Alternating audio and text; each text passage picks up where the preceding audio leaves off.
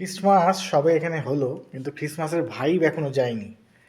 তো প্রকৃতির কাছেও ক্রিসমাসের সময় যে রূপ আমরা দেখতে পাই বা দেখে অভ্যস্ত, আজকে সেই রূপই চারিদিকে দেখা যাচ্ছে।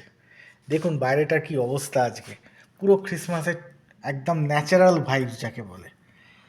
আমার বারান্দা থেকে শুরু হয়েছে বরফ, আর এই বাইরেটা পুরো সাদা। যতদূর চোখ যাচ্ছে সাদা এবং ঘোলা একটা পরিবেশ। এখনও ক্রমাগত স্নোফল হচ্ছে। এদিকটাও যতদূর দেখা যাচ্ছে শুধু সাদা। সামনের মলে আজকে অনেক গাড়ি এসছে, কেন আজকে এখানে একটা বড় সেল চলছে।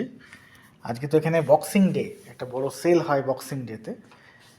প্রচুর মানুষ এই সেলে কম দামি জিনিসপত্র কিনতে আসে, তাই জন্য এখানে সেল চলছে এবং মলে তাই ভিড় করেছে লোকে।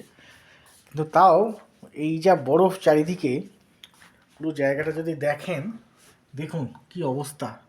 নিচে রাস্তাটা পুরো সাদা হয়ে গেছে, চারিদিক শুধু সাদা, রাস্তা সাদা।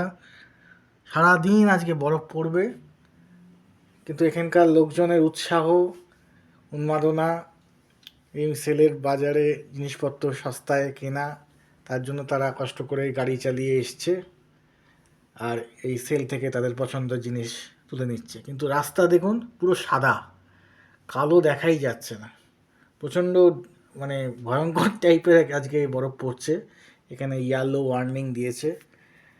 তো এইরকম একটি দিনের অভিজ্ঞতা করছি ঘর থেকেই। আমি বাইরে কিছুক্ষণের জন্য গিয়েছিলাম, এত হাওয়া দিচ্ছে মানে উড়িয়ে নিয়ে যাবে প্রায়। মানে আমার সঙ্গে একটা শপিং কার্ট সঙ্গে ছিল, মানে বাজারের ব্যাগ, এখানে যেখানে চাকা লাগানো শপিং কার্ট হয় সেটা সঙ্গে ছিল।